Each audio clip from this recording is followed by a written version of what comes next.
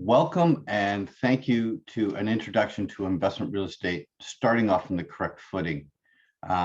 Both Keaton give him a wave, and I are going to present this educational event. It is not designed for you to be a sophisticated investor right out of the gate. This is really an introduction to start you off in the process to make sure that you start to get some idea of what it is you're trying to do, learn about a few different things, and avoid pitfalls that we've seen or experienced over the course of time.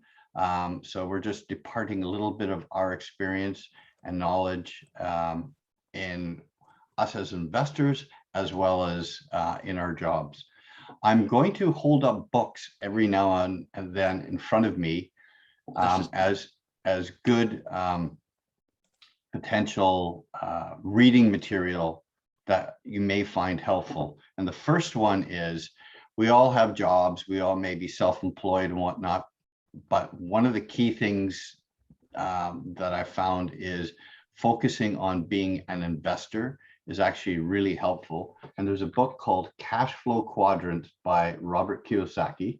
And I have to put it in front of my face, otherwise it gets out of focus. It's a great book on understanding how you get from employee to self-employed to business owner to investor.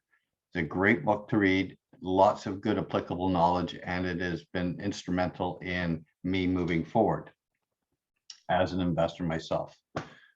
So let's see if I can get this to work. Come on. Let me try it again. There we go. Okay, so there's a chat function on the right. You guys are probably going to have some questions that you will want to ask. And what I'm going to suggest is you type them in the chat function. We more than likely will not answer them till the end, where we have a dedicated period of time to actually answer any questions. Many of the questions you may ask along the way get answered, but I still encourage you to put your answers in there. The other, or their questions, sorry. The other thing that we will do is we'll poll you every now and then, because we want to make sure that we're getting a feel for, you guys and what where you're at. And I would love for you guys to participate. They're not really tough questions, probably 3 or 4 questions throughout the whole presentation, but it's always good to stay engaged. So the agenda is how to fund your and your family's financial future, why invest in real estate, 8 strategies for successful real estate investing, why work with a mortgage broker, which is really key, and how to build a sustainable real estate portfolio. And then we're going to do the Q&A at the end. I'm going to ask to make sure that people always keep themselves muted so that we can move through this, because there is a lot of material. And that's why we want to use the cash flow, the chat function. All right. Please repeat the name of the author. Okay, it's Robert Kiyosaki, spelled K-I-Y-O-S-A-K-I.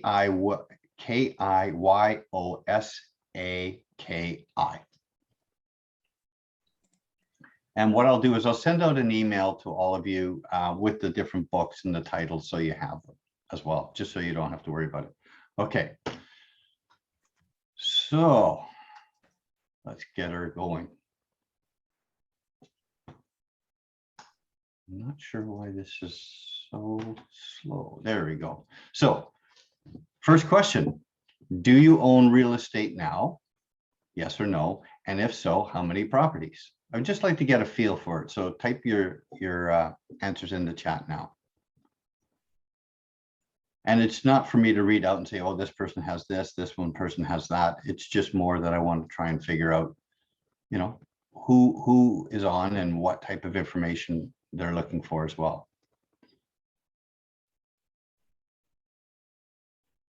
This is great.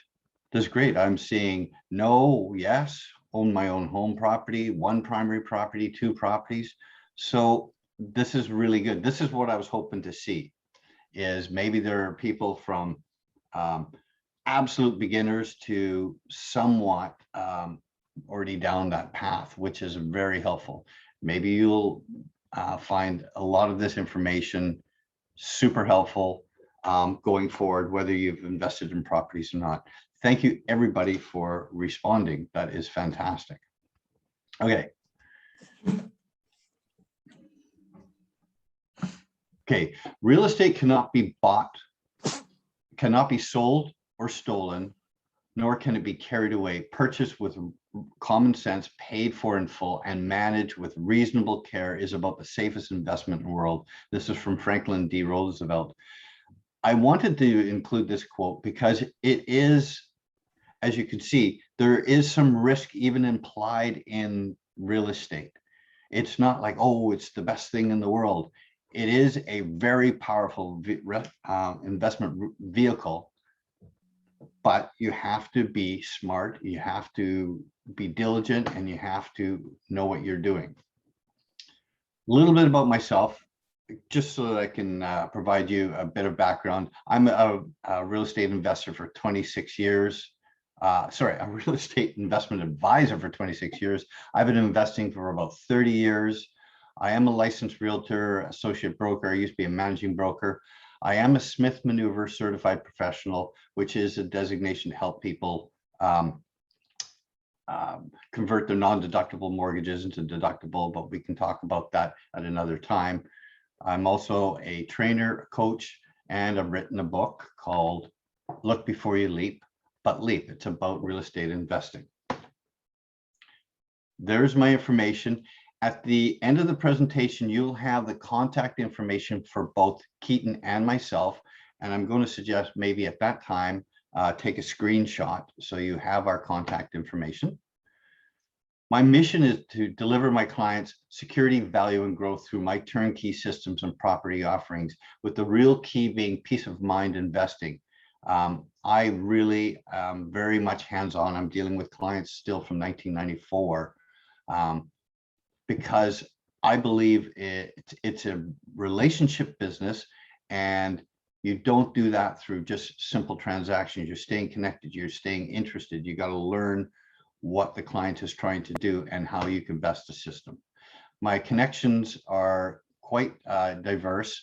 I have accounting firms connected, property management, legal firms, associations, real estate education groups. I belong to a number of them because I always believe in learning, developers and mortgage brokers. And Keaton is a mortgage broker from Kirkwood, Brennan, and you will learn a lot more about him in the future here. I wanted to give you a bit of track record. I'm not going to point out the super wins and the super deals that my clients done, but I just wanted to give some average deals that my clients have either purchased and sold, you know, in different areas. Again, there's always going to be things that are going to do tremendous, but I don't want to show you like the super best because, you know, honestly, it's unrealistic. So here's 3 properties, one in Kamloops, which I still own, but some people have sold and they've made some remarkable returns. Calgary, another one, Alberta. I really do like Alberta. Madison Heights, which is in Lethbridge. So big cities, smaller cities, and they've all done quite well if people are net investors. Some people have sold and made a good return on their investment. And these leveraged or unleveraged returns are excluding any positive cash flow clients have gotten. My most recent offering was a property in Edmonton that was built in 2019. These were condos selling for 249,000, 1,020 square feet, generating about a 10.9% return on investment just from the operating income. So it's not building in the appreciation yet because obviously they haven't sold, but just that's not a bad return. And then the townhouses were selling for 304,000, and they were generating about a 12% return from their operations. So the key thing that I've found, and this is something both Keaton and I talk about with our clients a lot, is why do you invest? And there's a multitude of reasons.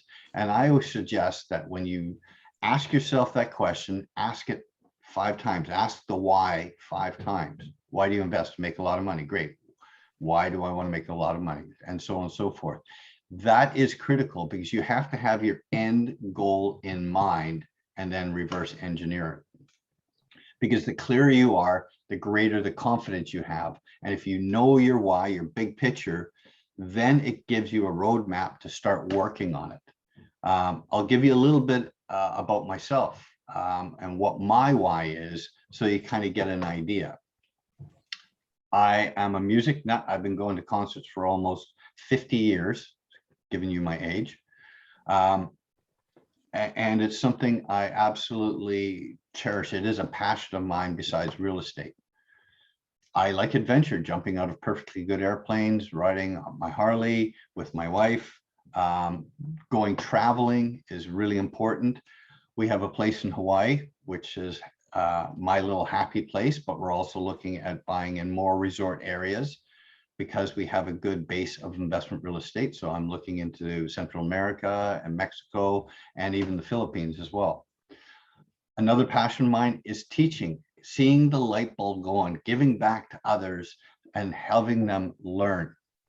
And so I even teach realtors about investment real estate. Giving back is really, really important. We live in such a fantastic world here, where I've seen a lot of situations where there is, they are really happy, but they don't have a lot. So giving back, whether it's time and or money and or contributions like we're doing today with the food bank, which I think is so fantastic, it gets right down to the grassroots and it helps those people. It's a huge thing for me. And obviously family is a huge passion. Between my wife and myself, we have a rather large family. So it is great to spend time with your loved ones. In order to get outside your comfort zone, you really do need to break through the fear zone. Everything we have is in our comfort zone. Everything we want typically is outside of our comfort zone, and we have to grow in our minds to get out there. And we have to get past that fear zone.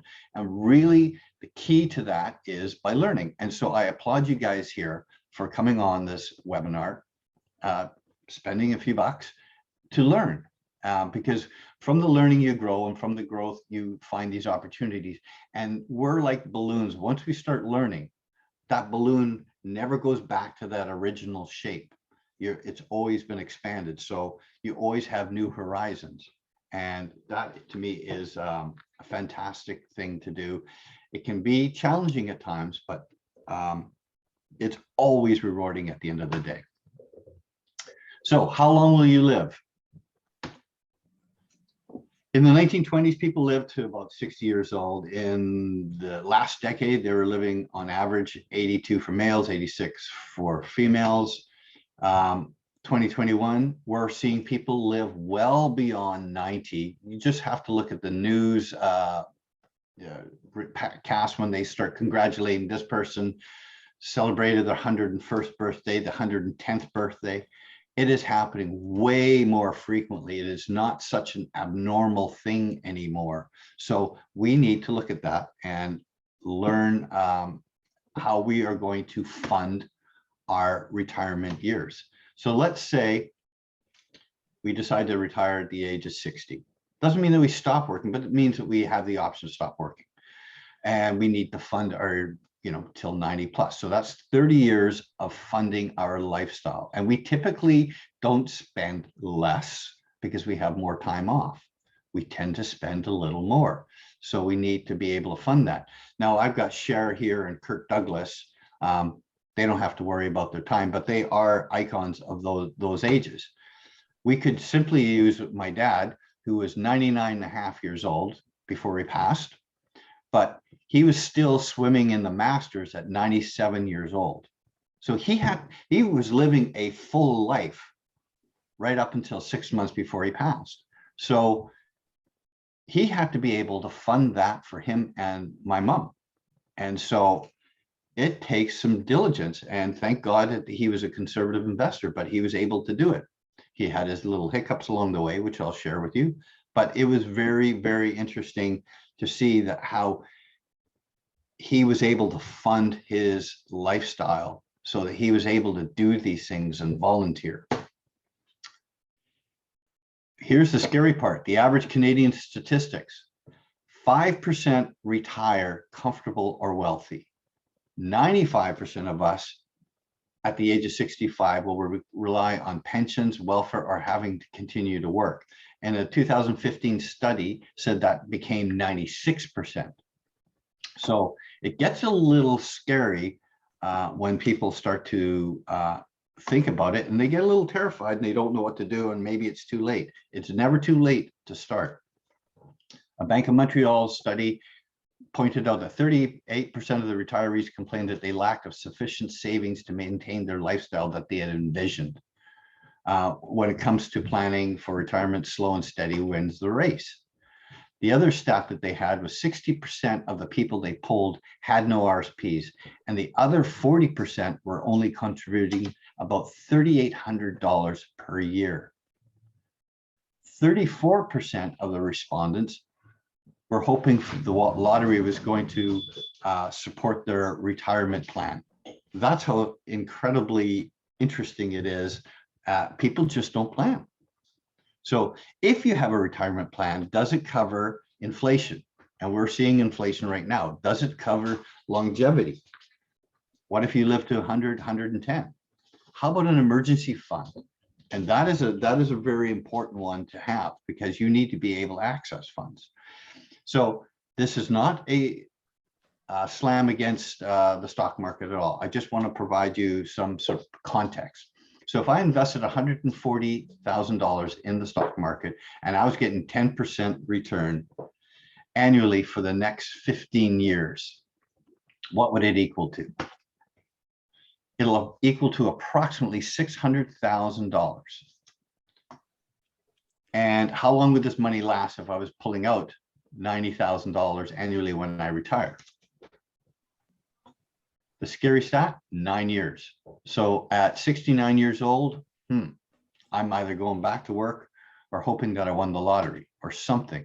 So what happens if the market doesn't get 10%? Because I know that I haven't been that successful at getting 10% return on my stocks every year. What if there is a crisis? Such as, what if there's a medical crisis where you need $200,000 because you're getting a hip replacement, knee replacement, or something like that, where because of the waiting list, you may have to go to the US or somewhere else to do that. Where do you find that money? If you're pulling it out of your RSPs, you're losing half of it right away. So you have to think about those, unfortunately, worst case scenarios and plan for them, and hopefully never have to employ it. Here's somebody that didn't do any planning. I retire on Friday and haven't saved a dime. Here's your chance to be a legend. And that is, it's as relevant today as it was back in 2000. There is a lot more of that going on than people think. And this isn't here to scare you. It's here to prepare you. So your retirement isn't guaranteed. You need to look at a way of diversifying your portfolio. You can't have everything in real estate. You can't have everything in the stock market. You can't just be relying on mutual funds. You need to have a portfolio, and real estate can be a good part of that. But before you're starting to jump into real estate as an investment, you want to make sure that you have that 90-day rainy day fund. You want to have liquid investments that if you needed to access it quickly, you had that. So you have that base. RSPs, TSFA in Canada. I'm not sure in the US, there's the LIRAs and things like that. In other countries, I'm sure they have retirement plans. But you want to make sure that you have that ability, that base, that foundation. Then you start to get into real estate and other higher risk items. And then you get into, you know, obviously the stocks and goals and things like that. Keaton, why don't you talk to him about the risks that we've discussed in real estate today? This one and the next slide. So the slide's in the spirit of trying to be a little bit fair and neutral. Occasionally, Andrew and I will stay up a little too late and we'll get on a phone call that'll run an hour or two too long, and we'll just talk about the what ifs. So we wanted to go through some of the things that we worry about. One of them is rising interest rates. It's safe to say that my professional expectation is that interest rates are going to rise over the next 5 to 6 years. I personally expect that in 2024 to 2026, we'll probably see interest rates anywhere from 3.5% to 5%. I think the higher up you get, the less likely it is, but that is likely to be the trend. The flip side to rising interest rates, and probably the catalyst that drives this, is going to be inflation. Now, inflation is something that it's the reduction of the buying power of a dollar. So a piece of pizza costs $5 today. Tomorrow, maybe it costs $6. Now, that's good for real estate because real estate's a hard asset and inflation is going to push values up. But when inflation rises, the government's way to deal with it is raising interest rates, which causes the amount of money out in the economy to shrink because people want less debt. So it's kind of a pro and a con, but we wanted to cover it. Valuations. I think we can all agree that real estate is very expensive today. As more money is released into the system, those values will rise in a sustainable way. But there is a question of, have they risen too quickly? But then the question is that not true for the stock market? Is it not true for vehicles? Everything else is more expensive today. The economy, I think once again, we can all agree that it's an interesting time. And we worry about the local level, the provincial level, what goes on globally. Everything's tied together. And it is fair to say that these things apply to everything. They apply to the stock market, they apply to your job, they apply to real estate. But these are the things we talk about, and we're believers, and I think Andrew will agree. If you're not aware of something, it's a major danger to you. The moment you become aware of it, it doesn't make it less dangerous, but it puts you in a much better position to navigate it. And at least if you're aware, what if interest rates rise? What about inflation? What if I pay too much? It lets you think about the question and try to find some solutions. All yours, Andrew. Okay. Let's see if I can. And then do you want to talk a little bit about the risk? Sure. I'll touch on the risk side a little bit. You'll notice that at the very bottom is residential, where people live. And then there's commercial, industrial, as we go up the risk ladder. These are things that are essentially assets to produce money. Then we get to resorts, hotels, motels, raw land. It gets more to discretionary use. People aren't going to own a raw piece of land that's not producing anything unless they have extra money. Hotels, motels, very discretionary. There's not a lot of money floating around. People travel less, same with resorts. So the more essential something is, typically the lower the risk level. The more discretionary it is, the higher the risk. Andrew, do you want to add a little bit? Yeah, I mean, here's the thing. Raw land doesn't generate any income. It's just you're hoping for a change of use. Residential, people need a place to live. It's just that simple. Therefore, it is one of the most or least risky of the real estate types, shall we call it. So let me roll into forms of real estate investing. There is, and there's all sorts of different types of real estate investing, and it's definitely not limited to what we're talking about today, because there's always somebody being more creative all the time, even like crowdfunding for real estate now. But rent to own is the first one. The second one is fix or flips. Third one is BRRRR, which is buy, renovate, rent, refinance, and repeat. And a lot of people, that one seems to be a favorite right now for a lot of people. Buy and hold, which is fairly traditional because you're buying a piece of real estate, renting it out, and having somebody pay off your mortgage, and your property is appreciating at the same time, which is why we call it a blue chip, because not only is you're increasing in value, but you're getting a monthly dividend. Developments and change of use of land. This is kind of one of those risky things that we were talking about, but people do it all the time. We're seeing a lot of land assemblies in Vancouver right now, and that is one of those type of situations. Pre-sales and assignments, we're seeing a lot of that going on because the market is super hot. Can be dangerous if the market turns.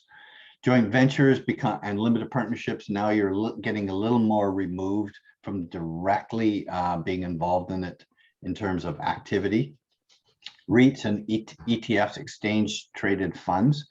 Those are more liquid forms of owning in real estate. They're typically publicly traded. Foreclosures and auctions, you're a shark when you start to deal with that, and you have to have thick skin when you're dealing with foreclosures. Mix, which are mortgage investment corporations, financing and lending. Now you're even further removed. You're not actually owning the real estate. Hopefully, you're loaning on it, so you have the strength there. Andrew, I'll just add a little bit about this too. Yeah. It's important to know too, you can join some of these strategies together. As an example, you could potentially do a fix and flip, knowing that the BRRRR strategy is an alternative exit if it doesn't make sense, which will roll you into a buy and hold. An example is the first deal I ever did. We also had the ability to subdivide the property. So it was a fix and flip. We rolled it into a BRRRR because it didn't make sense. And we long-term hold, we have the ability to subdivide. So there are ways that you can manipulate deals and have multiple routes, and I suggest that. And there are different tax benefits and disadvantages for each of these strategies as well. So if you're looking at this, realize that certain deals fit for certain people better. Absolutely. And you've actually touched on a great point here, Keaton. Have multiple strategies in mind, multiple exits in mind, because not everything works according to plan. So you just demonstrated that. And the more that you're clear about what are the optional exits, and hanging on to the property is actually an exit in the sense, but you want to be able to make sure that you're not tied down to one, because if that doesn't work, you're in trouble. And I've seen that a number of times in pre-sales and assignments. So good point, Keaton. Typically, properties that make the best investments, it depending on your time and knowledge involved. Condos and townhouses obviously require the least amount of time because there's systems in place around the dwelling in which you own. And as you have to spend more time, single family, suited homes, furnished suites, multi-family and commercial, it requires more involvement, requires more expertise, more knowledge, more time. So again, understanding your situation is really critical. So why don't more people buy or invest in buy and hold real estate? Well, when I've spoken to clients over the years, and I've had a lot of them, these are typically the answers. Fear of financial loss. They don't want to, they're afraid of losing what they've already put in. Tenant problems. They don't want to deal with issues. Most people are not, they don't want conflict, and they don't want to deal with all the negative stuff. Fear of cash calls due to vacancies, and vacancies happen. It's just the nature of the game in buy and hold. Market fluctuations. Oh, well, I bought this property and the market's not doing well. Well, did you buy it for the short term or the long term? Understanding that. Trying to find good properties. It becomes a bit more of a challenge when it becomes such a widespread investment vehicle and so many people are looking at it. Local timing, market timing is not right. Yeah, where are you on the markets right now? Does it make sense for me to invest in this location? Repairs and maintenance, always trying to fix all of those things. Eventually you run out of money investing on your own, and so you have limited personal resources, and if you don't have your foundation set up, that makes it even more challenging. And honestly, stocks are easier to invest in and get out. They're more liquid. So, which leads us to the success of the investment has more to do with the investor than the property.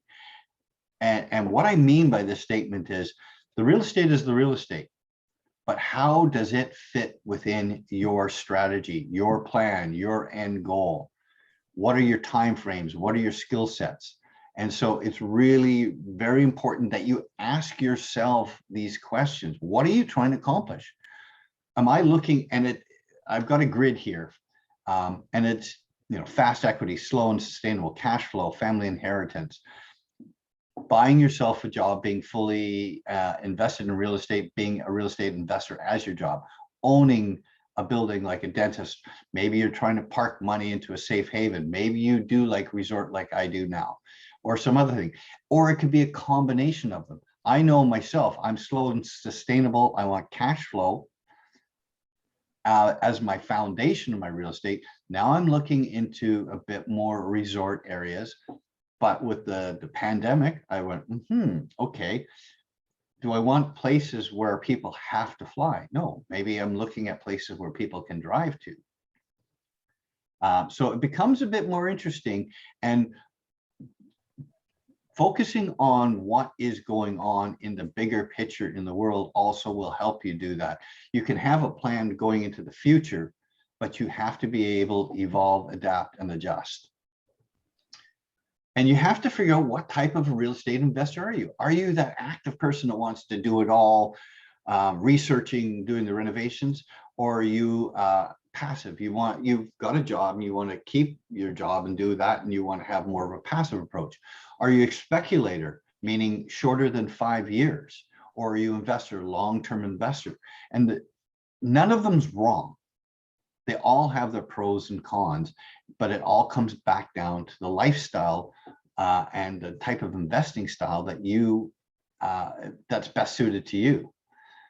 So you really do need to dig deep. Real estate is the end piece. The key is, what are you doing and how does it work for you? So why are more people investing in real estate now than before? Apart from returns in stock market, there are 7 profit centers in real estate. Cash flow, and we'll talk a bit more about that. Principal pay down, which doesn't get its due importance shared enough, which I'm going to touch on it a little bit, and Keaton's going to touch on it. Appreciation, everybody likes the appreciation. That's the sweet goodie. But you can have market appreciation, which is all of the properties going up in value because of supply and demand. And you can have forced appreciation, where you're actually making changes to that property to improve it, where you can increase the value. The BRRRR is one of those situations where you can actually create forced appreciation. Equity day one, depending on the markets in which you're investing in, you can actually get real estate below its market value. In Vancouver right now, we seem to be getting a lot of real estate above market value because there's so much bidding wars going on. But there is ways of gaining equity day one, and that's what you want to be looking at. The power of leverage, which I'll touch on, that there's a lot of tax benefits when it's set up correctly and you make sure that you're doing the right things. And then you can actually, as the property appreciates, take equity out and reinvest it, so it actually becomes even more strong. I know a lot of realtors, or a lot of investors, that are now net investors. They don't sell any of their real estate. I can't say that I'm exactly like that all the time, but I do see the power of it. Real estate is a hard asset. You bang yourself on it. I'm presenting from inside of one right now. It generates cash flow, as I said. Banks loan the vast majority of money on it. They don't do that on stocks. I can't get 80% loan to value on a stock. It just doesn't happen. But real estate, they do. So it is a solid investment. It's not volatile to accounting practices. It's easy to quantify. All you have to do is look at the MLS. The world population is not dwindling. We need housing, and everybody needs a place to live. It's one of the 3 basic human needs: food, clothing, shelter. And it's a renewable source of capital.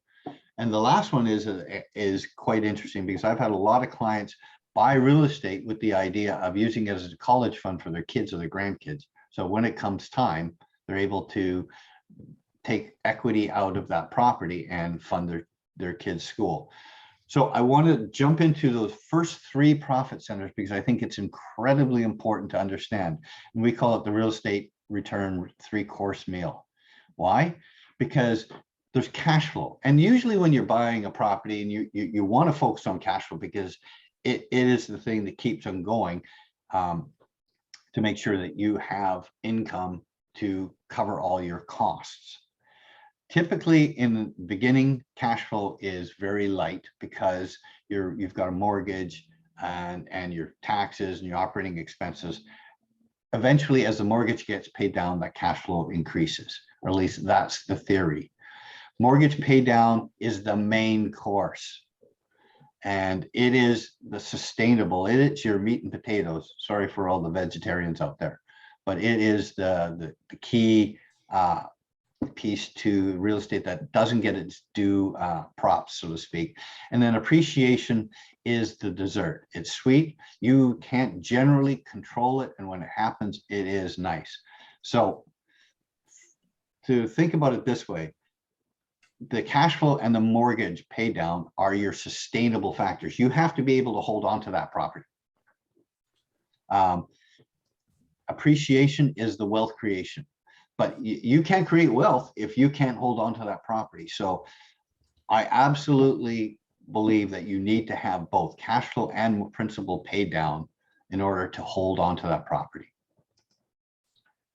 Keaton, why don't you touch on this one on the mortgage rates and how things have changed? So this is a slide showing kind of the relationship of interest rates and what you pay in interest and what you pay in principal. Most people think that even at current rates, it's like the 6% interest situation, which is not. We're at a time right now where even on a rental property mortgage, over half of your payment is paying down the debt. So it's kind of a time to capitalize, but it's also something I think to be important enough to run your numbers based on what could it be in the future.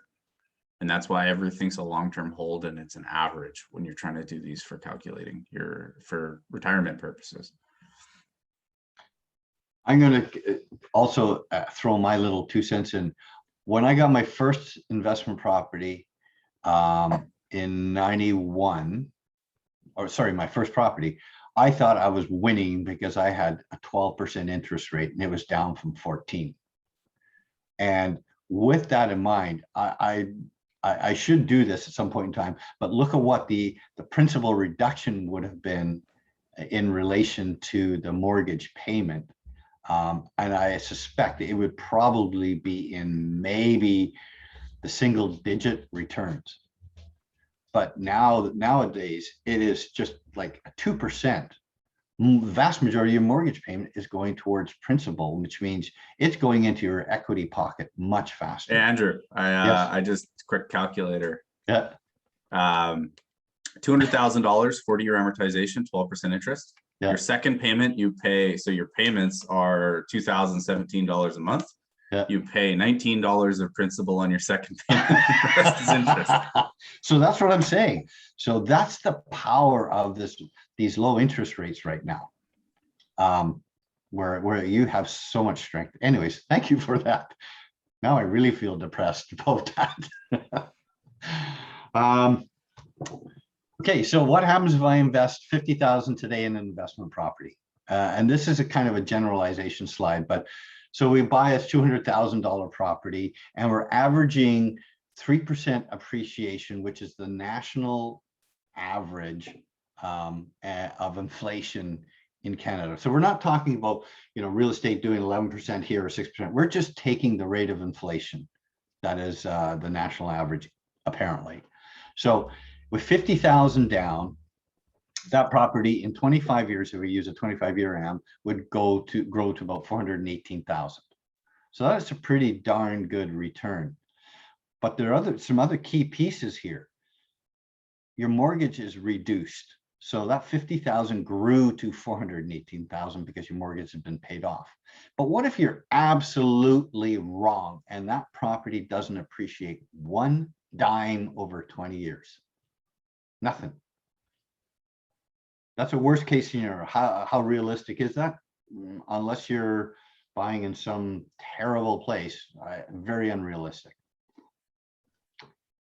It grows to $200,000 if you're wrong. So that's still a massive return on your investment for being wrong.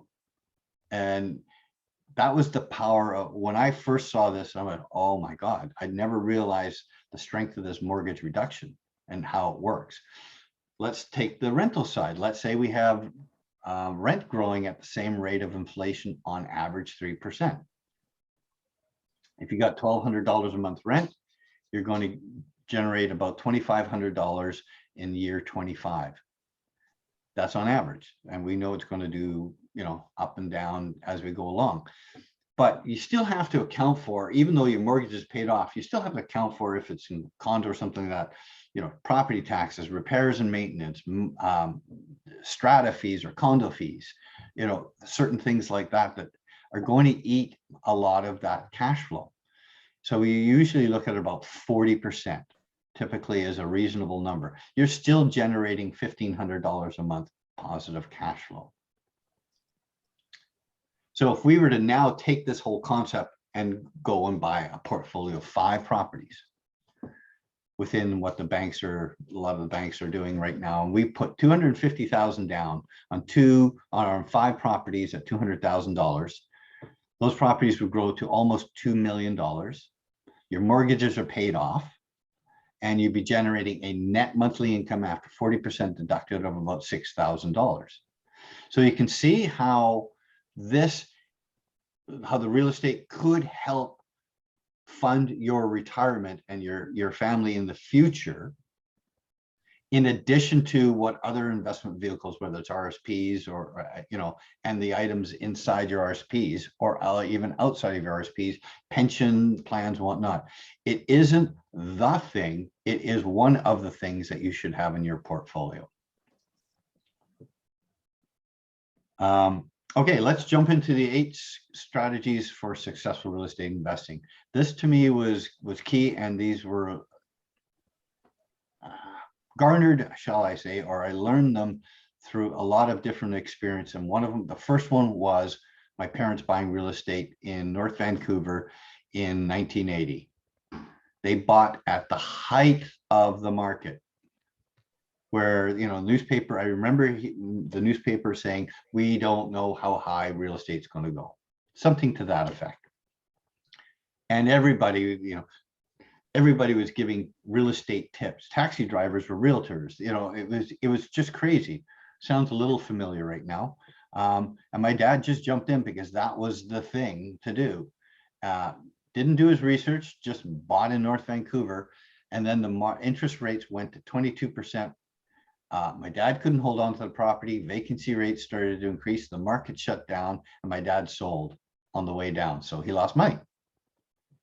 And I was kind of like, well, what did that guy know that sold him the house?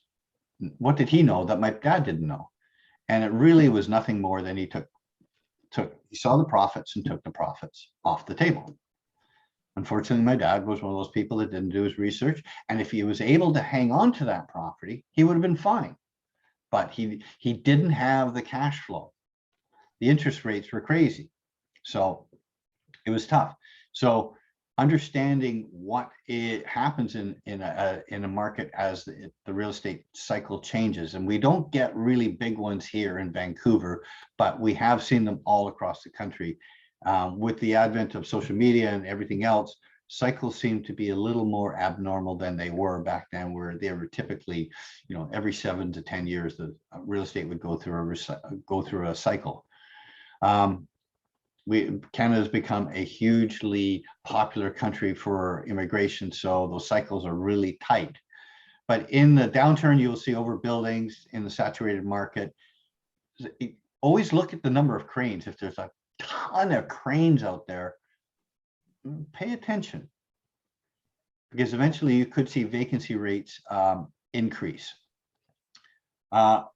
What I recommend to a lot of my clients starting out is buy on the trend. The trend is your friend. Look for those markets where the real estate is rising, the values are rising, the vacancy rates are dropping, where you may see active construction, but not extensive construction, because that's where you're starting to hit the peak again. I tend to, because I've had some years in this, tend to look in those recessionary markets where I look for the recovery signs, the gross domestic product. I look for different aspects of what's going on. Is the population increasing, things like that. And you're able to capitalize on less competition. You're not getting into bidding wars, and you're able to find motivated vendors. But that isn't for a starter.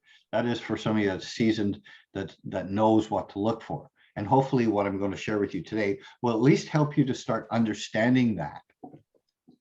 So there are obviously good times to buy and not so good times. But all of the areas, the boom, the slump, and the recovery all have key segments where you can start to look at different investment types of strategies. And here we look at it here. So buy and hold in a recovery market is pretty good. In a boom market, it starts to get more dangerous because the values are increasing and you may see a pullback in prices. And then as you start to get back into the slump and starting to turn around to recovery, then it becomes good.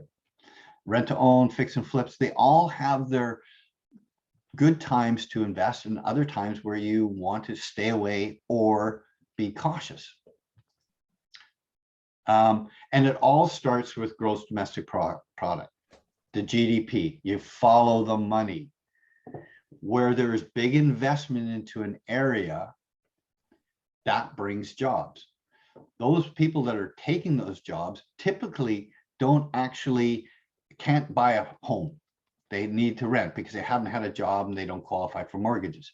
So they typically start renting.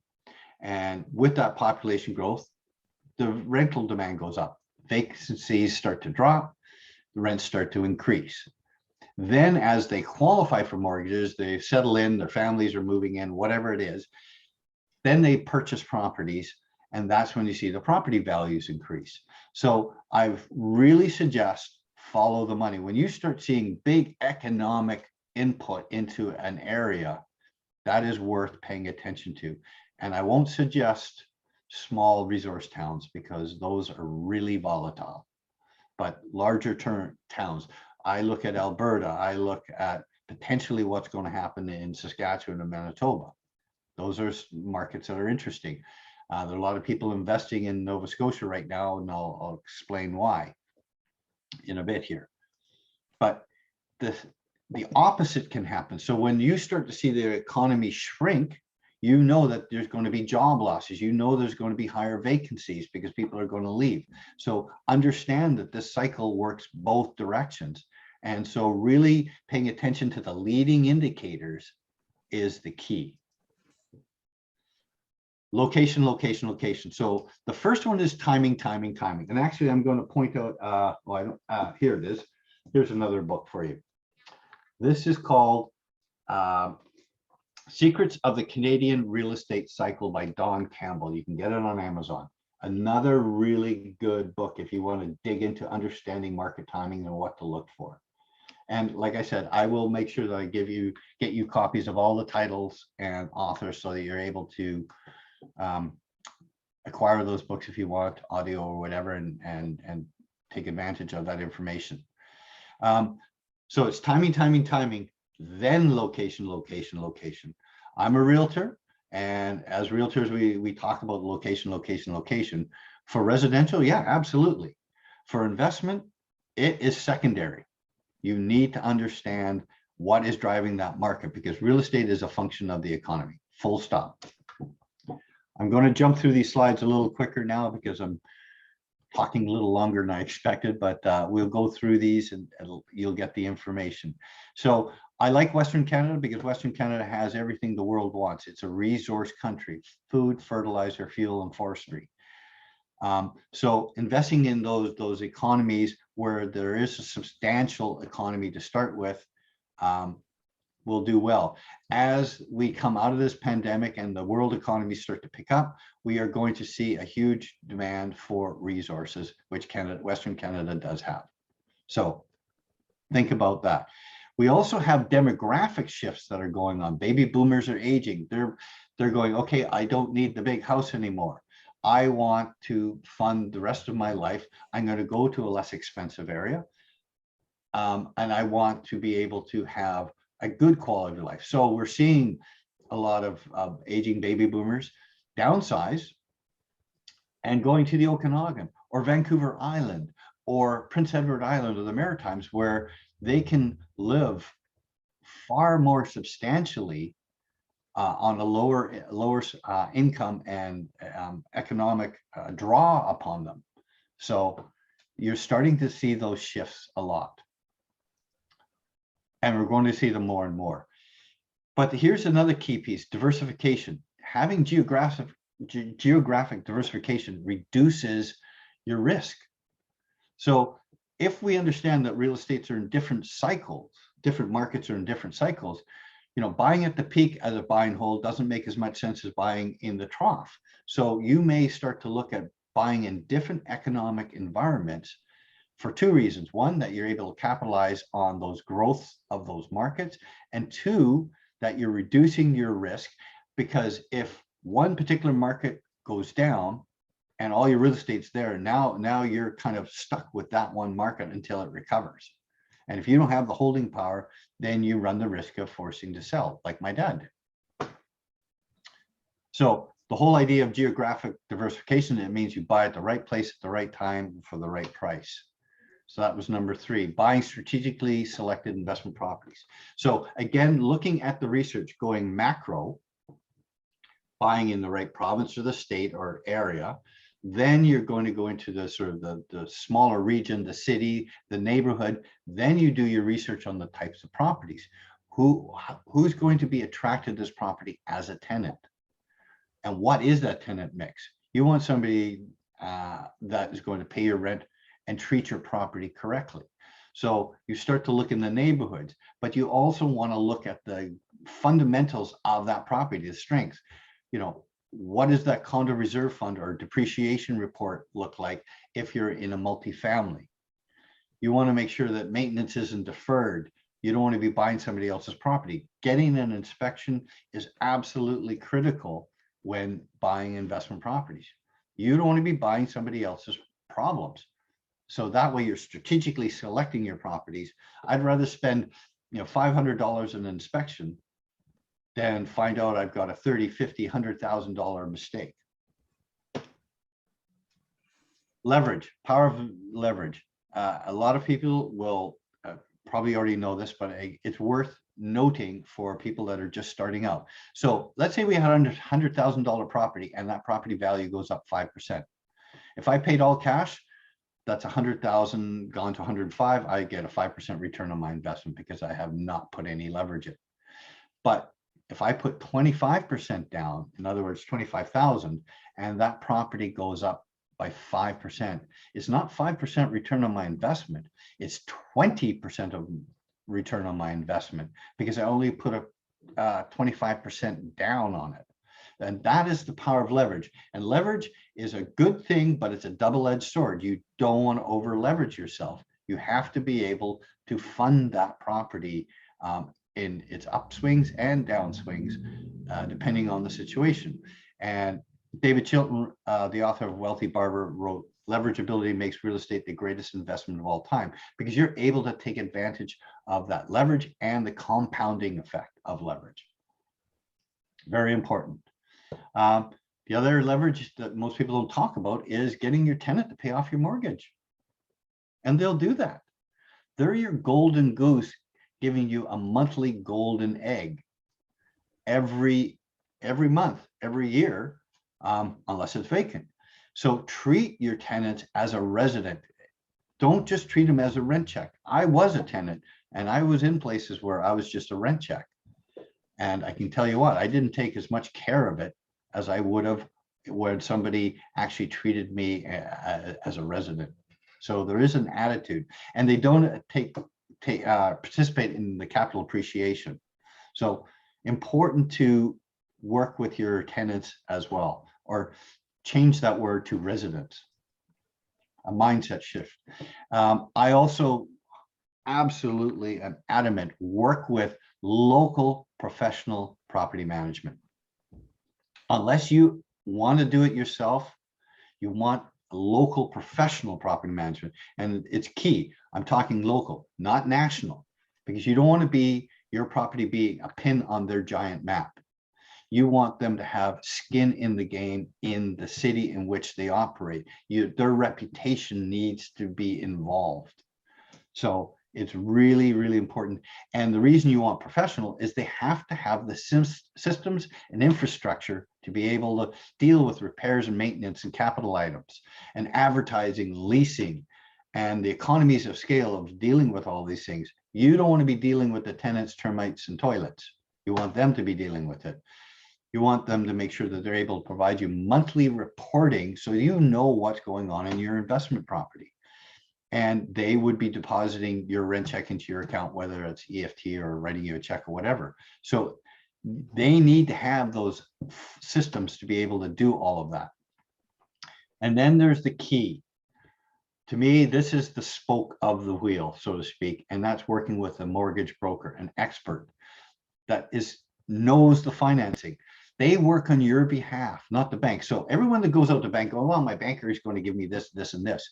You realize their allegiance is to their employer, which is the bank.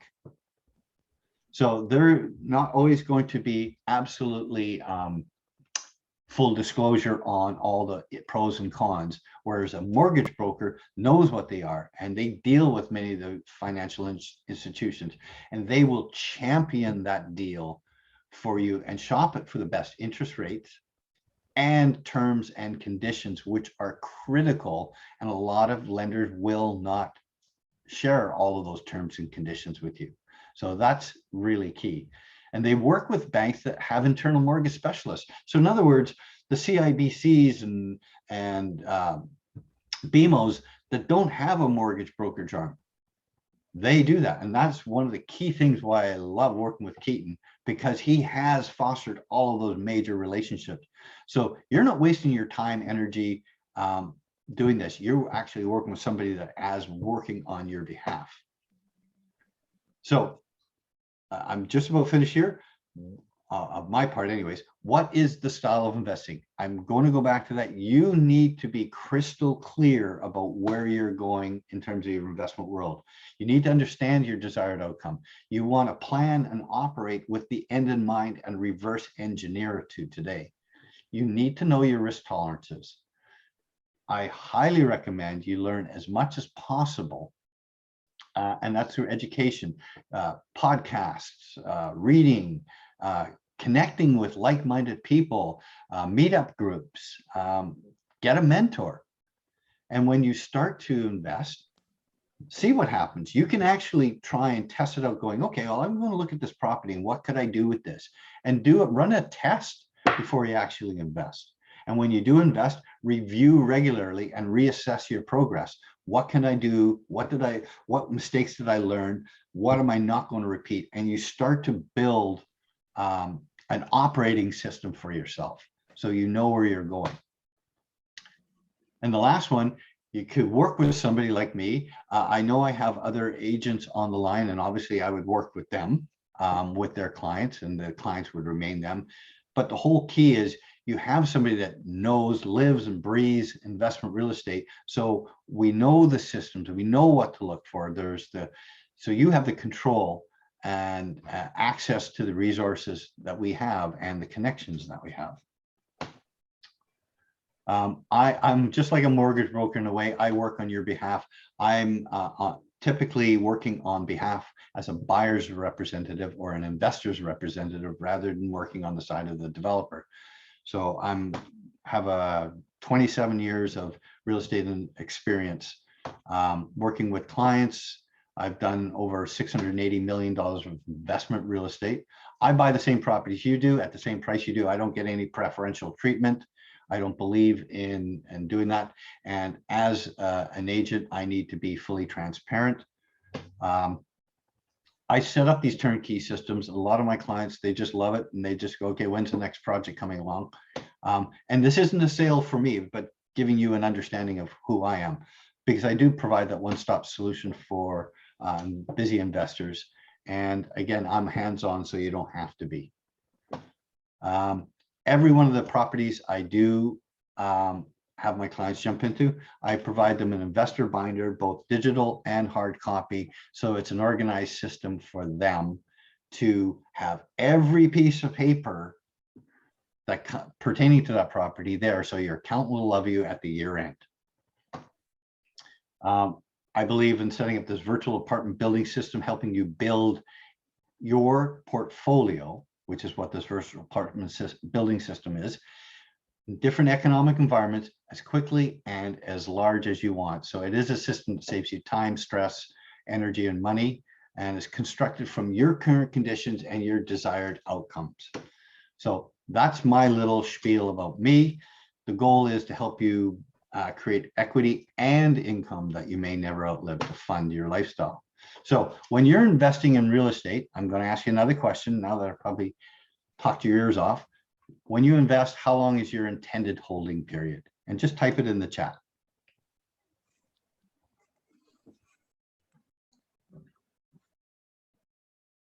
And there is no wrong answer, by the way.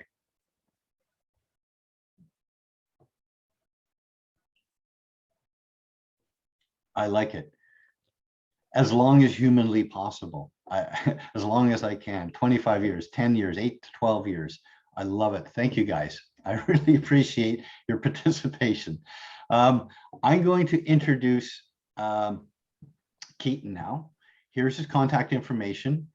He is, he's turned into a dear friend, trusted advisor to me and my clients. And his mission is to take the stress out of challenging financing process for his clients so that they can enjoy their lives and focus on their family. He does a lot of work, and I'm not going to go into all of the different aspects here because he's going to talk a little bit more about himself. But Keaton, take it away. Thanks, Andrew. So just a heads up, everyone, I can't see the chat. So if you're saying anything to me, I don't know. I'll get Andrew to read through everything at the end for questions. But if you're direct messaging me at all, for whatever reason, my chat's not working. So I just want to talk about us really quickly. We're real estate investor focused brokers. So we help people buy their first homes, but our primary focus, what I really enjoy, is helping people build investment portfolios for long-term wealth, or as I like to joke, get rich really, really slowly. I'm an anxious, stressful person, so I like to try to build my own personal real estate investing towards simple, slow, predictable, and safe.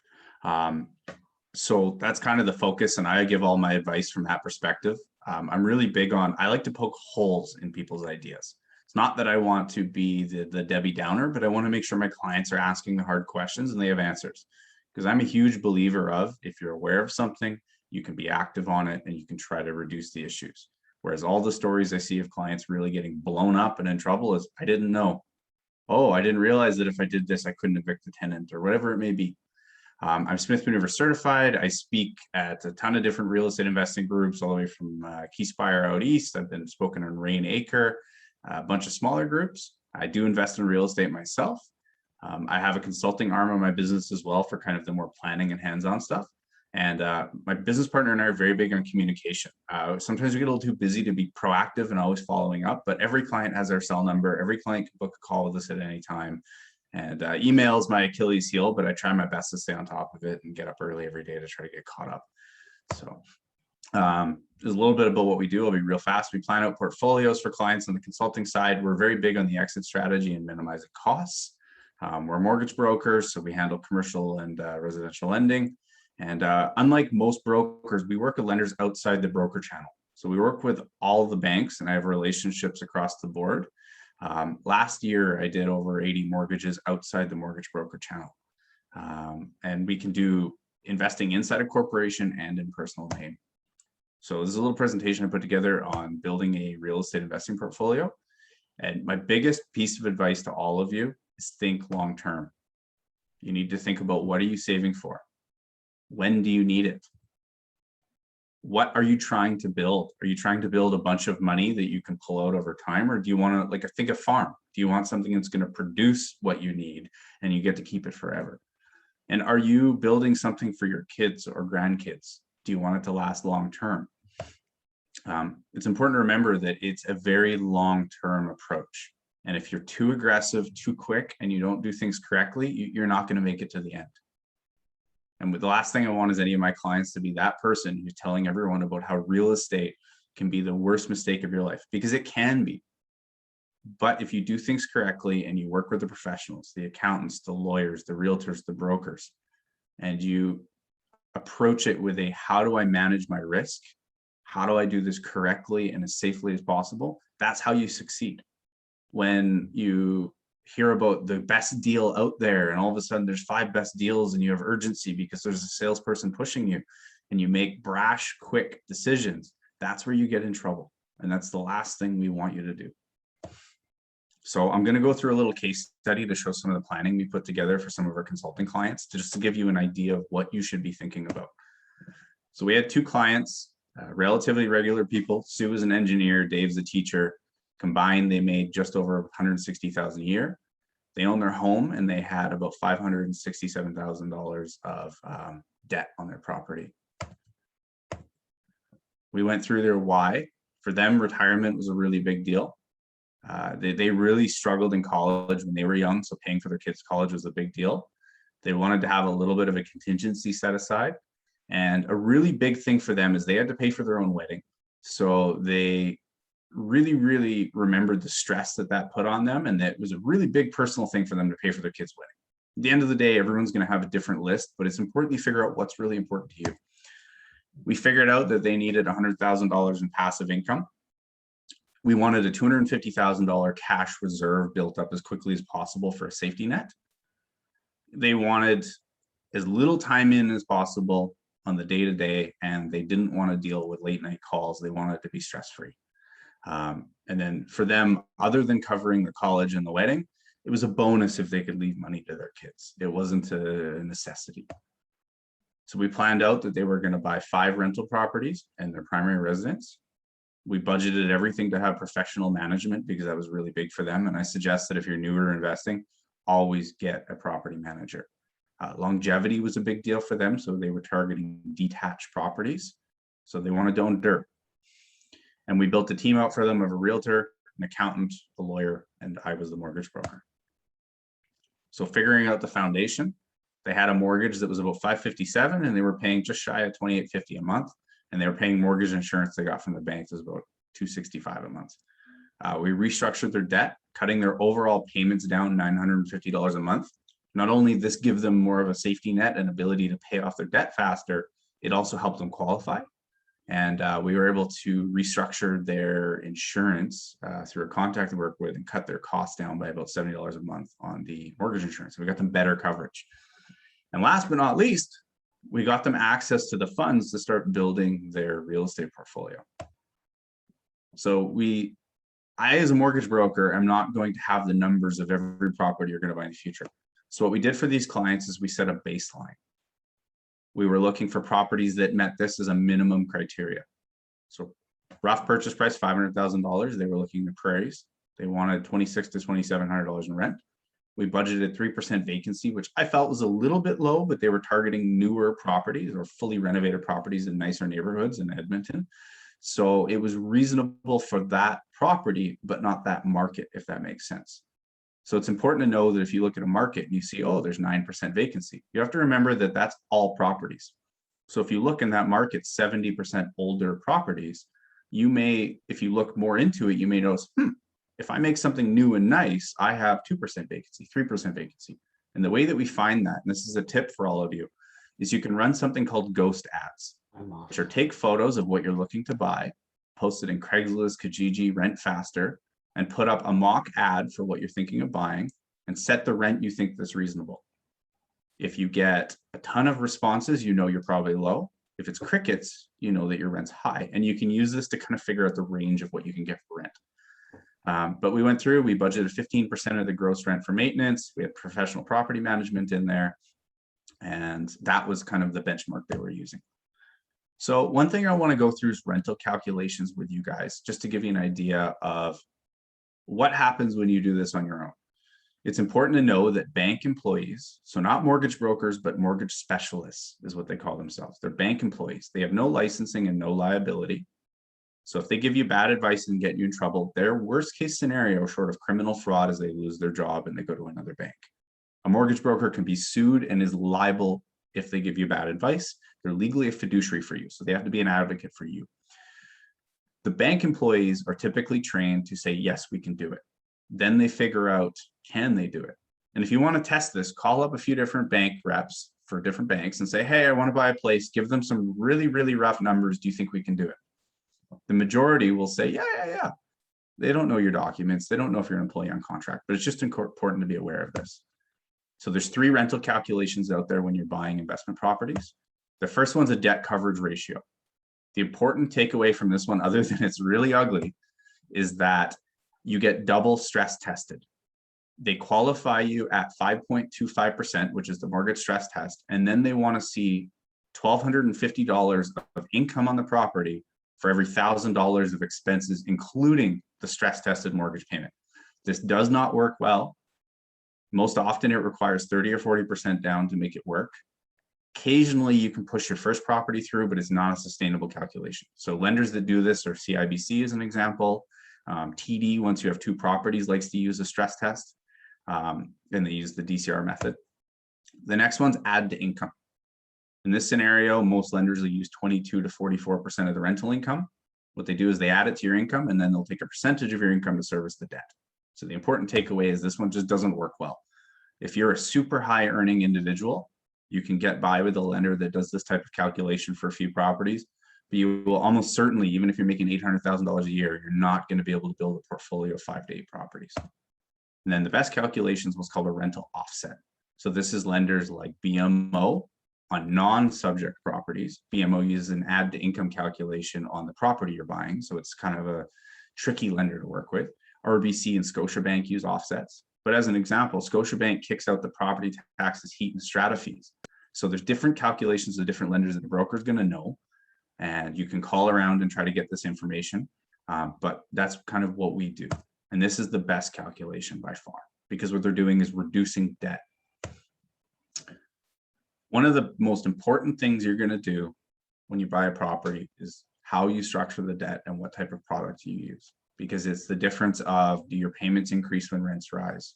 Do you have the ability to pull out new equity to pay for cash calls? Can you port the mortgage? One of the biggest choices of the product is fixed or variable. So I just want to take a little bit of time to cover this, just because a lot of people go, in my opinion, the wrong route. And that's fixed mortgages. Full disclosure, as a broker, I don't make any difference in pay between fixed and variable. So there's no difference to me. But it's important to know that fixed is seen as the safe route because your payments don't change. It's the safe option.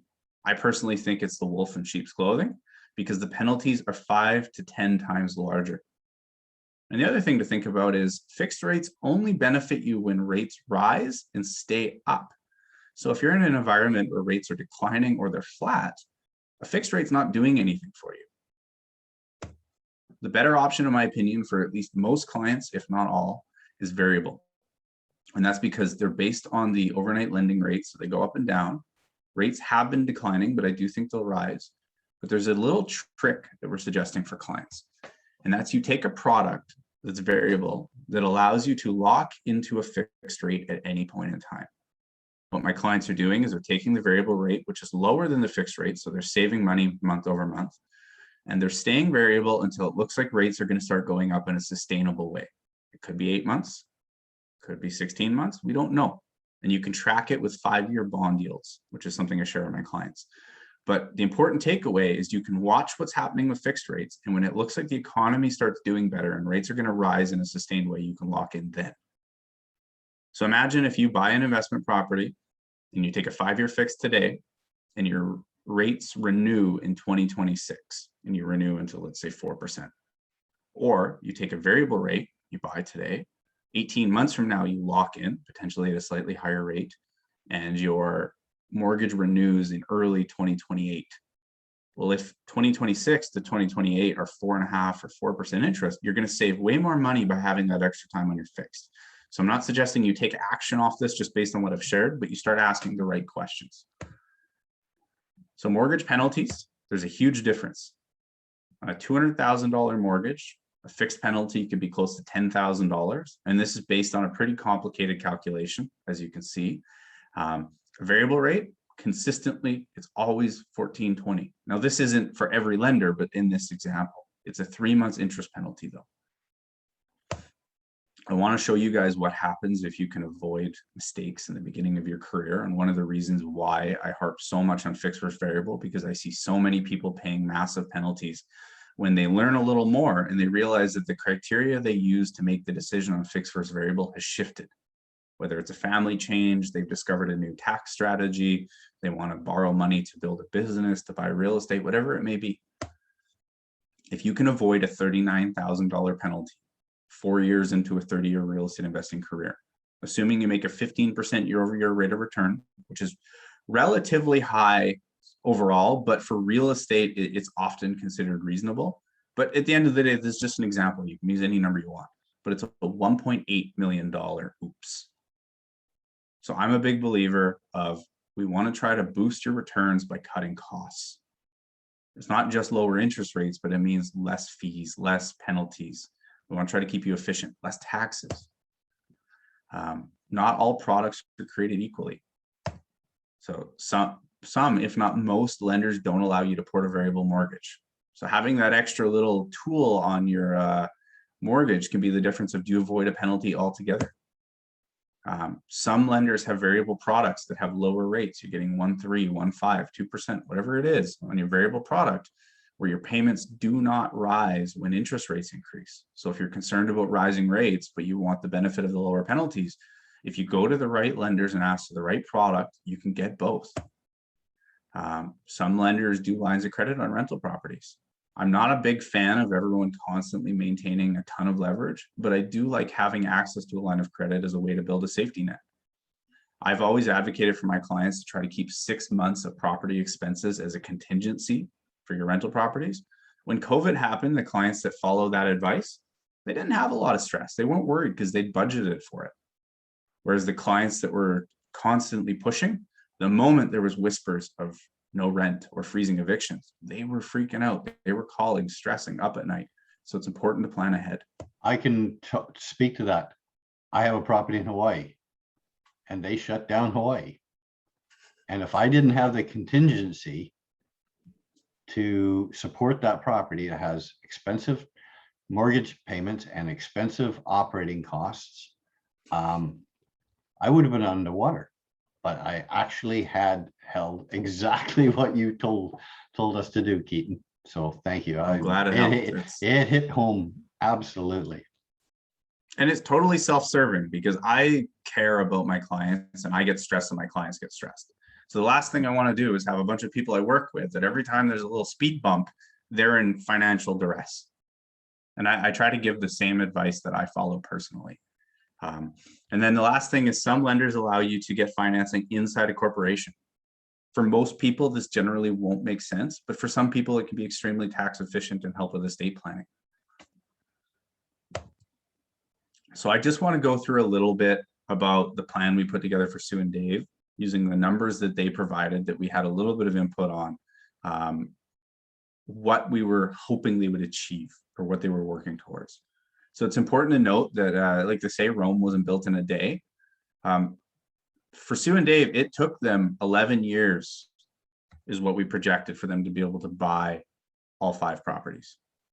So if you're feeling like, oh, I've got no investment properties, or I've only got one, that's okay. This is a long-term thing.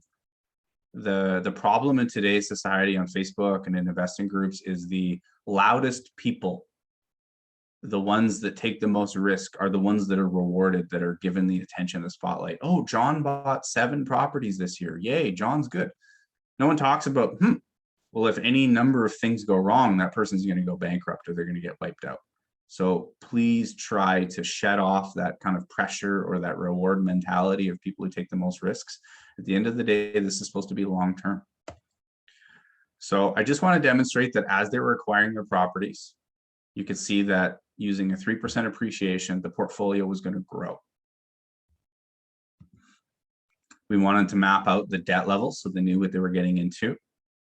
So they were starting with their residential debt. It was going to slowly decline as they, well, it would rise as they acquired properties and then it would decline in the long run. You'll notice the purple line in the middle, that's their home equity line of credit. So that's consistent because they're paying interest only on that. And then you'll notice at the very end, after year 30, it dropped to 0. And that's because we built a very large contingency fund for the clients throughout. And we took some of that contingency fund out at the end to pay off the debt. But we knew we were going to do this from the whole time. So we structured everything to be efficient and to avoid all their penalties. On the cash flow side, their goal was 100,000. If they didn't implement anything on the exit strategy side, they were going to end up with just shy of about $120,000 a year. If we use their contingency fund to kind of optimize things at the end, it jumped up to just shy of 180,000. Now, the important takeaway is this was their net cash flow. We had property taxes in there, property management, insurance, 15% of their gross rent for maintenance year over year over year. And this is with a 1.5% rent increase per year. We put it all together for them. We kind of went through things, and I think it's important to understand what you're working towards. The numbers don't necessarily need to make sense, but you need to understand the concept. What are you trying to do? How will it work? Do you believe it will happen? The reason they were doing this, and what I think you should all strive for, is financial independence. I think COVID's really shown a lot of us that you can't always count on your paycheck. It's good to diversify, which is a big thing that Robert Kiyosaki talks about, which is the cash flow quadrants and diversifying your streams of income. I'm a believer that you have to have a consistent approach. Remember, this is a marathon, not a sprint. It's great to be the person winning the awards in the investment group because you did this heroic effort, but you have to factor the risk in as well. And I'm a believer of a slow is steady, steady is fast approach. And remember, this is the bottom. It's bolded. You need to listen to this. One of the biggest mistakes I see with real estate investors is all they do is invest in real estate. And they learn about self-directing RSPs and REITs and mix. And next thing you know, 100% of their net worth is in real estate. And I do not agree with it at all. I think it's a mistake. So this is something to add to your retirement. It's not the main plan. Here, here.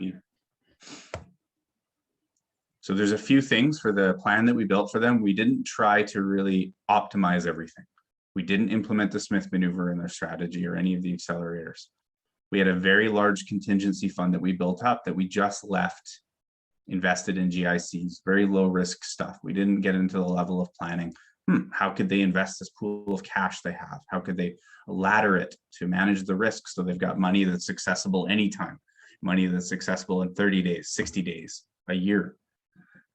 They could have looked at commercial real estate, and they only bought 5 investment properties. They realistically could have qualified for another 2 or 3 if they wanted to.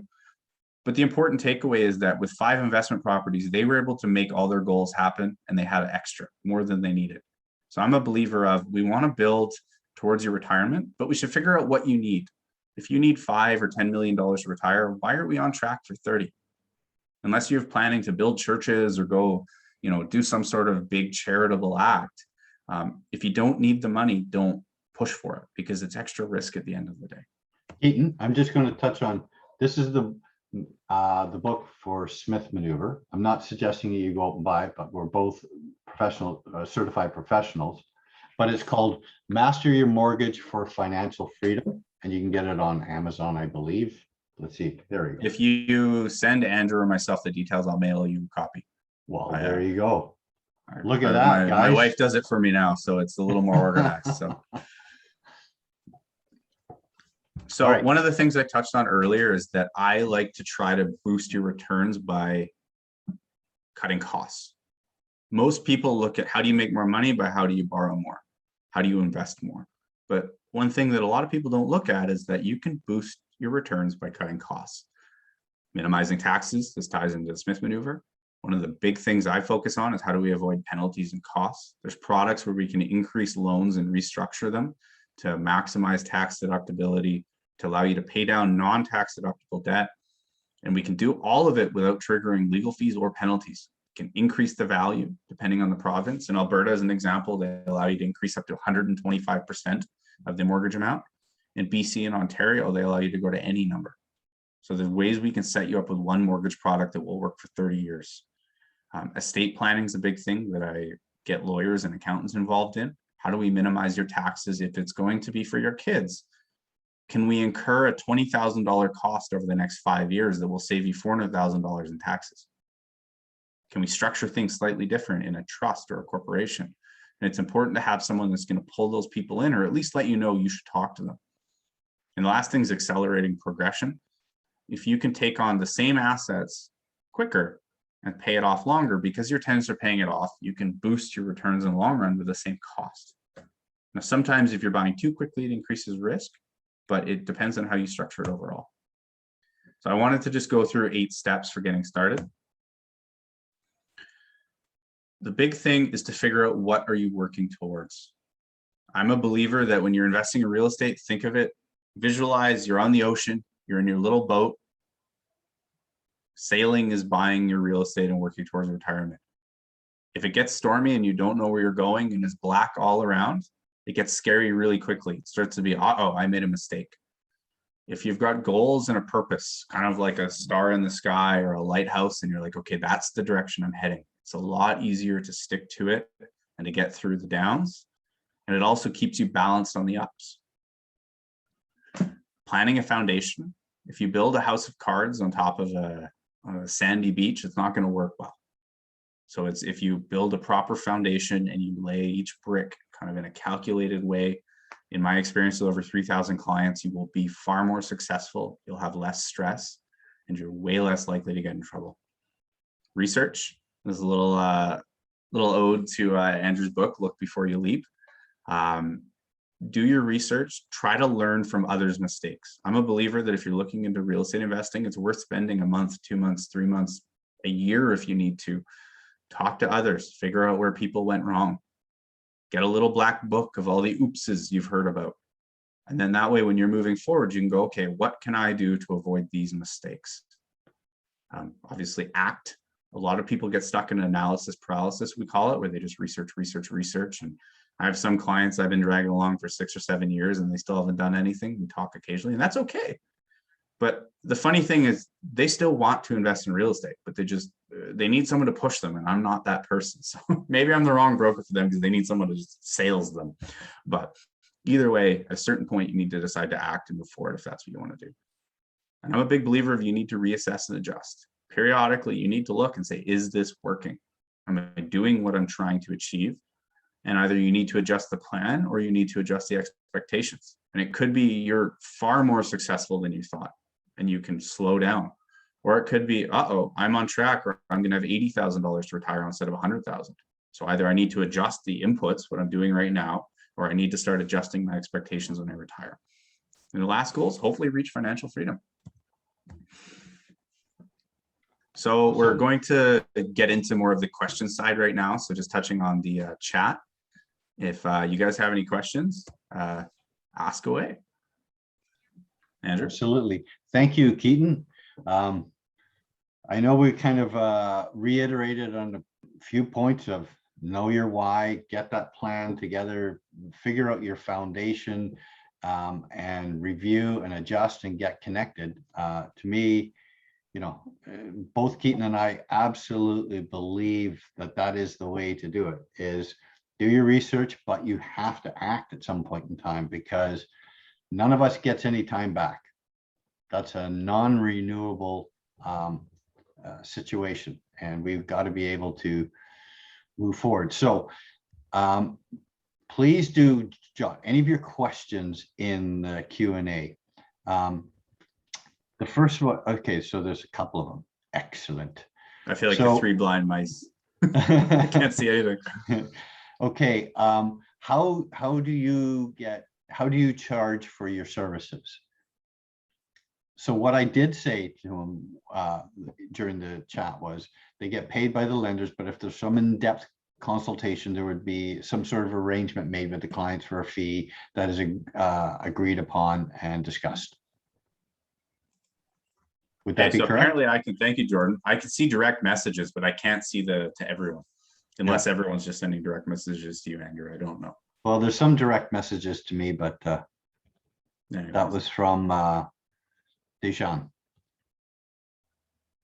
So how would you answer that? Did I answer that correctly? Yeah, that's absolutely correct. I have some situations are fee-based. If that's the case, we discuss with the client in advance. It's always voluntary. You'll never get a bill from us that you're not expecting. If we see a way that we can provide value to you and we're not getting paid by the lenders, we'll propose it. We could say, hey, we can go to an option. It'll save you $10,000 over 5 years. I think it's fair to charge you a $1,500 fee to set this up. What do you think? If you say no, that's okay. That's relatively rare, maybe 1 or 2% of our business. The vast majority of times we get paid by the lender directly. Excellent. We got some questions coming in now. This is great. This to me is the fun part of the presentation, is to answer your burning questions. So What are your thoughts on lending money out privately on second mortgages at, say, 75% loan to value and for a 1-year term? Take it away, Keaton. I think private lending has a lot of potential, but I think that most people don't understand the risks well enough. Now, in this case, at least we mentioned loan to value. I've talked to clients that are private lending and what are you lending? I don't really know. What's your loan to value? I don't really know. I just give it to some guy and he gives me 8%. That's really, really risky. 75% loan to value, generally speaking, is probably at the top side of what you'd want to call mid-risk. As soon as you get beyond that, it's definitely higher risk. I think important questions to ask are who are you lending to? What's their exit strategy? I can tell you the rules are getting tougher and tougher. If someone thinks they're going to qualify and they don't have a proper plan together with a major bank, they might be stuck private. And private lenders tend to get more and more nervous the longer someone holds that debt. So how are they going to exit the loan? How are they going to pay for it? What are you lending on? What market is it? And the last thing I suggest is if you're looking at doing a private loan, get a second opinion that that loan is paying you a fair return. There's become quite the culture in some of the investing groups where the more sophisticated active investors pride themselves on they're able to borrow money at 8%, 10%, whatever it is. And I can tell you right now that what they pay for that money is far lower than it should be for the risk of the deal. I'm seeing people getting unsecured borrowing for like 10% interest, and they're doing like flips in some small town and they're using a corporation with no personal guarantee. And the investor doesn't realize that if that's a loss, they have nothing. They can go after a company with nothing in it. That's it. And unless they can prove fraud or negligence, there's nothing they can do to go after the individual. And you better believe that some of these investors are having lawyers put together like airtight contracts that cover them. So be very careful about what you invest in. But as a general rule of thumb, private lending can be a great way to supplement. Just make sure you're aware of the risk you're taking on and you're being rewarded appropriately for it. Okay, Dejan asks, does Keaton deal with clients outside of Vancouver? Yes, I work with clients across Canada. I just don't do Quebec. Different legal system. On your high growth potential market, why does it not include Ontario? I have done a number of properties in Ontario. Until the Residential Tenancy Act changes, it is not in favor of the landlord. Full stop. Doesn't mean that you can't do investment properties that maybe are a BRRRR or a fix and flip, things like that. But for buy and hold, the Residential Tenancy Act is absolutely in favor of the tenant. And you're hard pressed to take control of that situation, much like it is in getting this way in BC as well. I invest in Alberta. I can't. I had to deal with an eviction for an Alberta property, and that was bad enough. I can't even imagine dealing with it in Ontario, some of the Maritimes, or in BC. And I'm someone in the industry who's got lawyers and accountants and property managers I can call up and ask a favor and spend an hour going over something with them. So if it scares me, you got to ask yourself, should it scare you? Right. Okay. Is there an accountant on your team that we can use? Yes. There's a few of them, but one of them in particular, he's also a real estate investor, large company. So it's not some little fly-by-night accountant. And I file my taxes with him personally. I don't recommending people that I don't use personally. And I've used that company for the last 20 odd years. So, and they're the ones that actually got me into the Smith maneuver back when it wasn't a systemized approach like Robinson Smith has done now. So they helped me convert my non-deductible in less than 10 years. I'll add, because I find a lot of people don't think about this. If you're going to pay someone more than $150, $200 a year to file your taxes, they should be doing more than just putting numbers in a system. You know, they don't need to spend hours with you, but they should be asking you questions and giving advice, making suggestions, not just give me the numbers, I'll file your taxes. Yeah, absolutely. And that's, I mean, they're instrumental in your planning.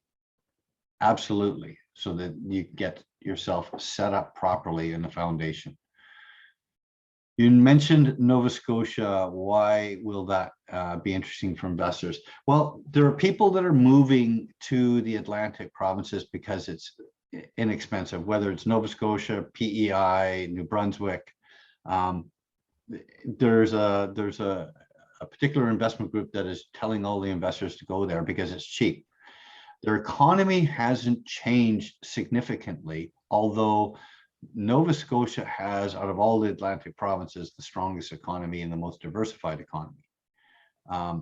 So I find it, and I have invested there before. I sold. I have invested in 3 of those provinces.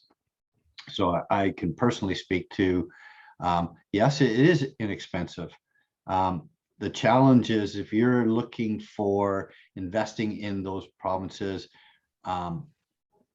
you want to be able to make sure that the economy is going to be sustainable, or the type of product you're going to invest in is going to attract the end user renter, resident, tenant, whatever word you want to use, that wants to live there. So it's a little more specific than just renting to anybody there, because their economy is fairly tight. Their GDPs aren't super strong by any stretch of the imagination, but you know, the quality of life there is great. The people are fantastic, no question about it. And the seafood's great.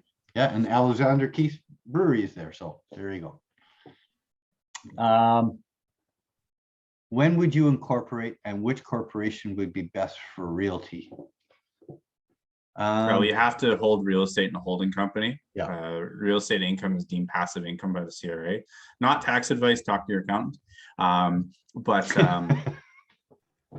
A corporation, any money you make in a corporation is going to be taxed at close to 50% for real estate. There's always the one creative guy in the room that says, oh, but create an operating company that's management and you can move the profits over. Sure, but the CRA is not stupid. They've really started to crack down on this, and now they're requiring you 5 full-time employees to get those beneficial tax rates. So you have to make sure you work with someone who's really savvy on the tax side, a CPA, not a broker, not a realtor, not a financial planner. Not everyone should incorporate. That's the big thing. Like I'm incorporated as a mortgage broker. I own my real estate in a company. It costs me close to $4,000 a year to maintain 2 corporations. The money I make inside the corporation is at a far higher tax rate for my real estate than it is from my personal income. It's something that makes sense for maybe, and I'm making a number up, but 10, 15, maybe 20% of the population. So just there's this mindset everyone should incorporate. That's not always true. And the only one who can really tell you is an accountant, when you have a very clear version of what you want to do and what you want to build. Just going to an accountant and saying, should I incorporate? I want to buy real estate. That's not enough information for them. Okay. Ultimate answer, consult your accountant. And if you can, have your accountant and your lawyer in the same room at the same time. Well, I'm going to add a note on that, because you need to ask yourself who your accountant is and what type of tax they do. I've seen clients that shouldn't incorporate be advised to, because at the end of the day, the accountant makes a lot more money filing taxes. And that's relatively rare, but it happens. More common, I see a client go to an accountant that doesn't do anything really real estate focused, and they don't do any corporate or business taxes. They're just a personal accountant. And they just say, no, you shouldn't incorporate. It doesn't make sense. When I see those situations, I'll pull another accountant in that I know, or pull a couple of accountants in to give counter advice. But if you feel like someone's advising you on something they're not knowledgeable about, then it's worth getting a second opinion. And my advice is, don't say, should I incorporate? Ask leading questions. In what situation would you recommend a client incorporate? If a client's investing in real estate and makes $100,000 a year, or whatever your situation is, when would it make sense to incorporate? Don't just ask yes or no questions. exactly. What are some good emerging real estate markets to invest in? Maybe Kitimat and Fort St. John because of billions in investment in LNG. Edmonton and Calgary seem like more affordable markets. Okay, well, let me talk to Kitimat and I think you're 2 years late. yeah, and Fort St. John. So first of all, if you're doing a buy and hold in Kitimat, I personally would not do it myself, because what you're banking on is the construction, the influx of people to do all the construction of the LNG pipeline and the ports. Once that is done, those workers are going somewhere else because those jobs will be done. So you've seen a lot of development go on in Kitimat right now, building towers and so on and so forth. And those workers are going to be gone. So if you're jumping in, you want to jump out quickly. So you need to be smart. That is more of a, I wouldn't say a speculative play, but it is on the speculative I'll side add a of things. 10-second story to this, Andrew. Okay. I had a client that owned a house in Kitimat. It was on the market for 480, hadn't sold in 6 months. They announced one of the aspects of the pipeline. He pulled his house off the market, relisted it for $650,000, had multiple offers, and sold it subject free in like 2 or 3 days. Yeah. So excitement's already happened. Yeah, you buy on rumor, sell on news, is what the term, I remember hearing that. So in other words, you're looking at the research. The time to get in is, like Keaton said, a couple of years ago. The other thing is Fort St. John actually has a bit more stability in the sense that that's where they're drilling for the natural gas. So the product's going to keep them coming. In Kitimat, once that's done, you need, I'm being facetious, but you need a guy to shove a hose into the boat, so to speak, right? I'm simplifying it, but the point being is go where there's ongoing jobs, not where their jobs are going to disappear. Calgary and Edmonton, absolutely love Alberta. It's not without its challenges, but it's a free market. They're capital cities. To me, they're blue chip cities in a lot of ways. And Edmonton, in my opinion, more so because it's also a capital city. So money is going to be going there all the time. When Alberta was in the downturn, Calgary took the massive hit. Edmonton stayed afloat. Now, with, shall I say, financial hardship like Calgary had, there are going to be opportunities. Absolutely. You just have to sift through them. Understanding, again, why to get in there. One of my first investment properties is in Calgary in the early 90s, and all my friends thought I was a complete idiot. Generally a good sign you're going in the right direction. Yeah, that's exactly what I did, because they didn't research, I did. And I bought it for $82,500 and I sold it for $245,000. Because I knew there's going to be some special assessments and stuff like that. And I went, okay, time to take money off the table, much like the guy did to my dad. So, research, understand it. Next question. Oh, wow, we got a few. Do you share reports on real estate markets in Canada?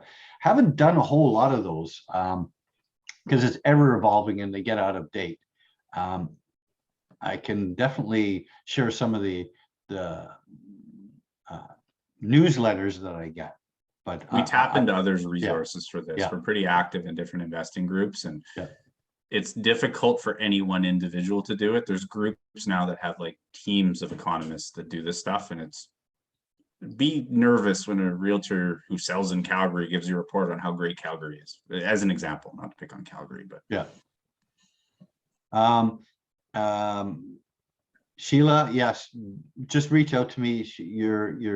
And it says, Andrew, what services do you offer? I am transitioning with my 2 properties and could get some advice.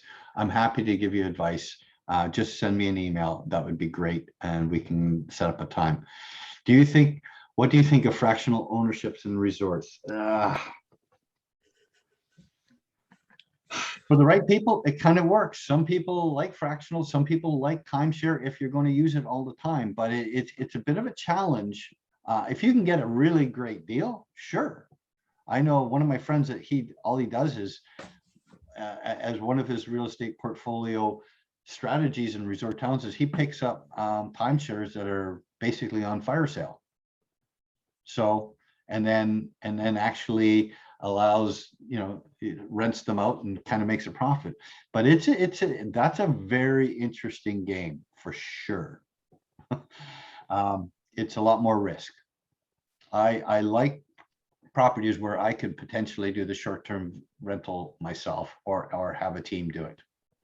Then there's also the fractional ownership side through like MB. I forget what they rebranded to, where they're basically turning a property into a stock, and you can buy, $1 is one share, let's say. The biggest thing with that stuff is you have to look at what are the tax implications. And if a company is going to do this, they're going to take a percentage of the profit. So they may be selling, let's say, $1 million property as 1 million shares, but those 1 million shares may only be entitled to 60% of the profit of the property. The other 40% may go to the company for managing it. So it's important just to understand what you're getting into. And ultimately, I'd suggest have a lawyer review it, because I've seen deals that are structured like this, where they have a clause that says, if we lose money, you can sue the corporation, whatever. If we make a modest amount of money, we split it 60-40 or whatever it is. But we can buy you out for, your initial investment plus a 5% return per year or whatever. So they go, oh, $1 million property is worth 2. Hit the buyout button. You get the equivalent of a 20% increase. Well, they got a 100% increase. So you have to read the paperwork. Yep. Next one, is rental income added to your personal income? I'm not an accountant, but I believe what happens is it is added in on a line of in the schedule of real estate. It is added to your income. At the end of the day, your net rental income is added for your taxes, if that's the question you're asking. Effectively, if you own real estate personally, it's on your T1 general under the statement of real estate activities. Each property will be its own thing, and there's a calculation of gross revenue less expenses. You end up with net rental income, and your line 101 to your line 150. I forget where it is, but there's a section, and that's real estate income. So the net income gets added. Heads up, that includes includes your principal pay down on your mortgage. So if you have a property that's break even from a cash flow perspective, you will still owe tax on the mortgage debt you pay down. Talk to an accountant. Yep. How long do you recommend holding a new condo condo unit, considering the aging of the building and rising maintenance fees? That's an interesting question. A brand new house is an old house after 5 years. A brand new condo after 5 years is an older condo. Really, the question is, how is the condo corporation operating? Are they deferring maintenance? What type of structure? Is it concrete? Is it wood frame? What type of siding? There are all sorts of different aspects. I mean, I believe in hanging on to the properties as long as you possibly can, even a condo. I mean, you look at some of these condos that have been around for, well, they weren't actually called condos back then, but they were apartment blocks that are hundreds of years old. So depending on the structure and how it's being maintained will determine when you want to consider selling it, if you want to consider selling it.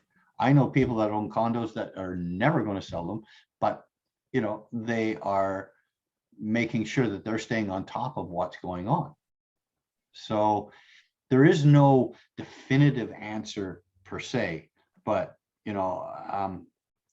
if the situation's starting to look like it's deteriorating, you don't want to be the last one out.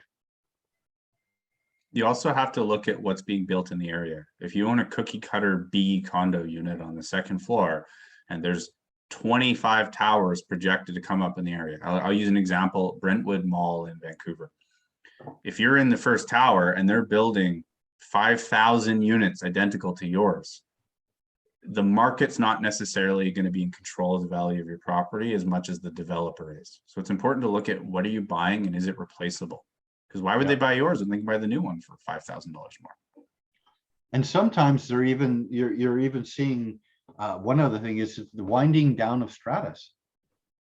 Because you've got some 3-story walk up and the developer, or a 3-story elevator, and the it could actually house a tower.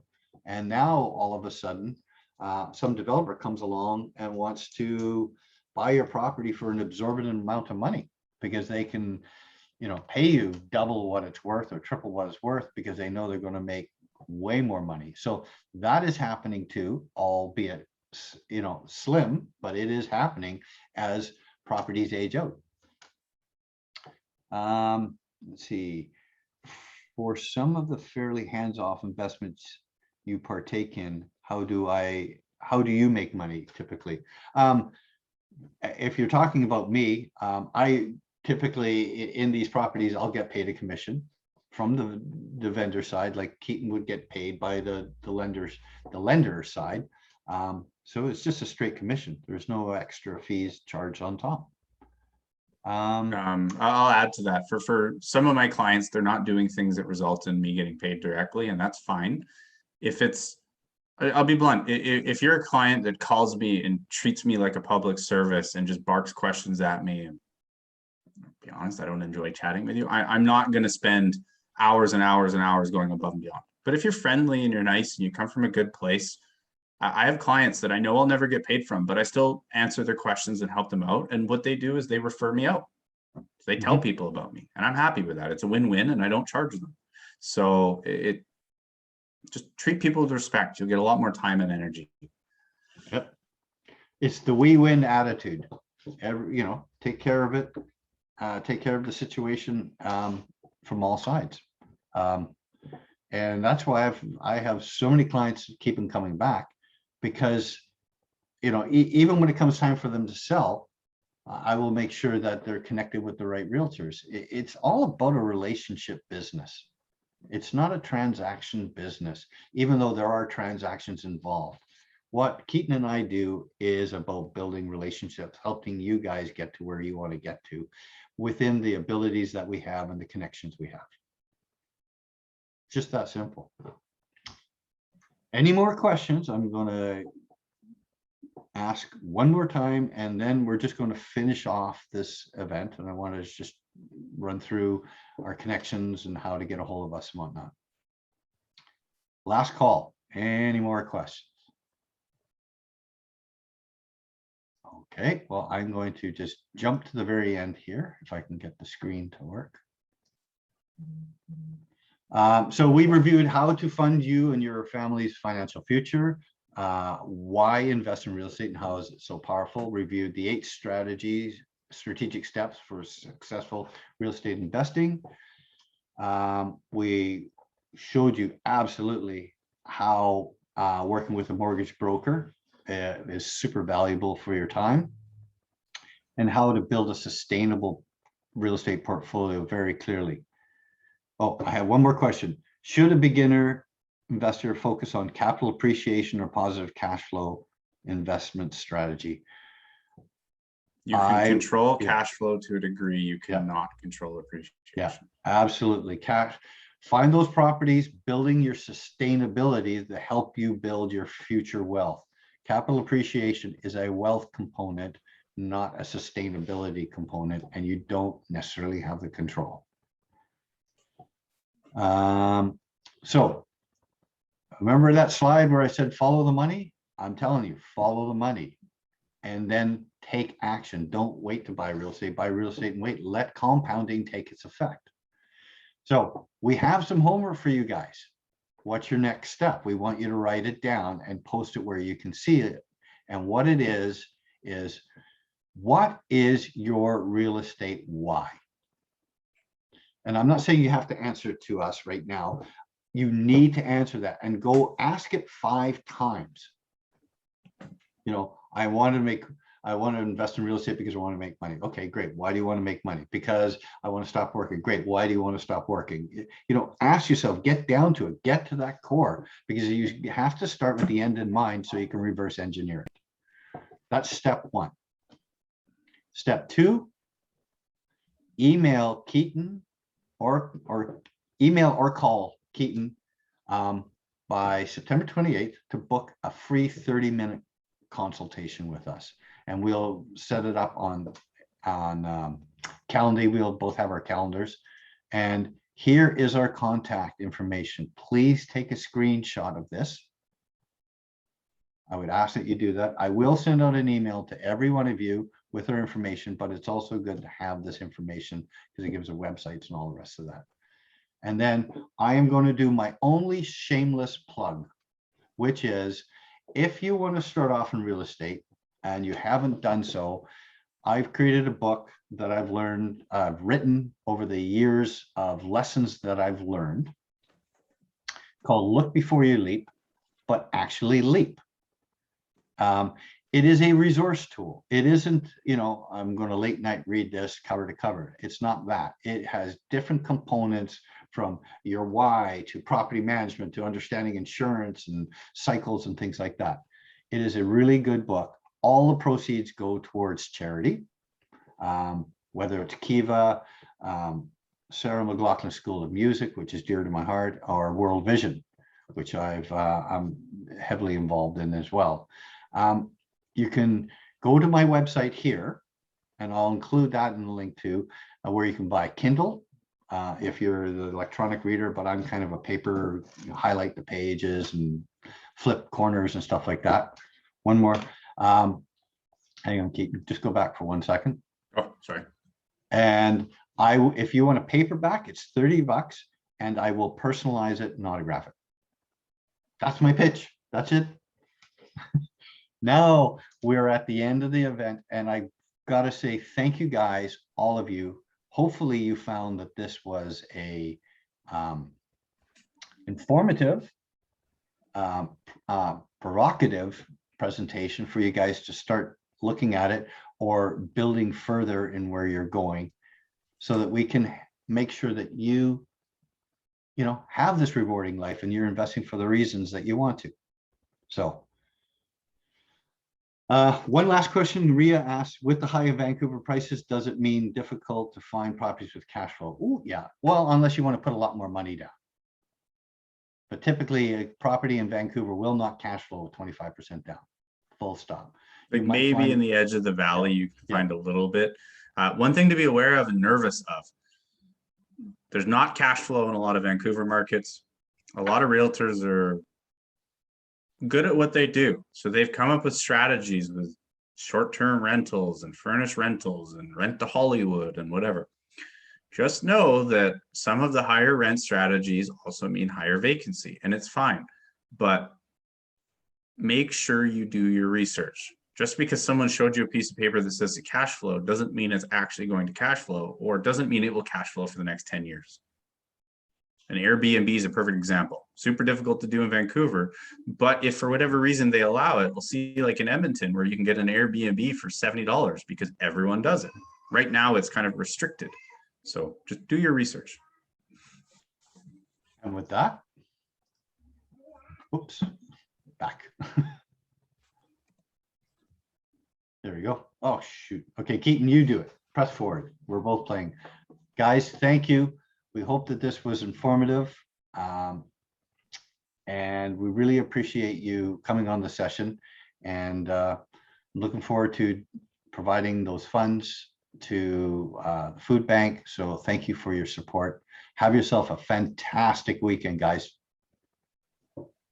I'm just going to add, if any of you are struggling with your why, sometimes people have trouble with like the what do they want to do on the why. So flip it the other way. Do I want to take care of myself in retirement and have financial independence? Absolute, like required. It's a bonus, or doesn't matter to me. Do I care about helping my friends financially in the future? Yes, maybe, no. And just go through charity, faith, And you can slowly work backwards that way. Because I've seen a lot of people struggle. Like, I don't know what I care about. So just ask yourself, do I care about this? Yes, no, maybe. Great. Good luck, everyone. Great. Thanks, guys.